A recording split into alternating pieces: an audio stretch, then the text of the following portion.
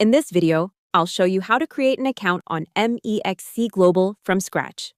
First, open the MEXC app on your phone or go to the MEXC Global website in your browser. On the main screen, tap or click Sign Up/Register. Choose whether you want to register with your email address or mobile number, then type it in carefully so you can receive verification codes later. Next, create a strong password with a mix of letters, numbers, and symbols.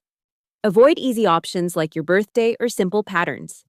If you have a referral code from a friend, you can enter it in the referral field, then tick the box to agree to the terms of service and tap Sign Up.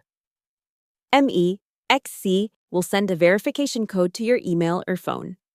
Open your inbox or SMS, copy the code, and paste it into the app or website before it expires. Once it's confirmed, your MEXC Global account is created. After that, go to Profile Arrow Security/Verification to set up Google Authenticator and later complete KYC identity verification for higher limits and more features. Hope the tutorial was helpful. Subscribe to my channel and see you in the next video.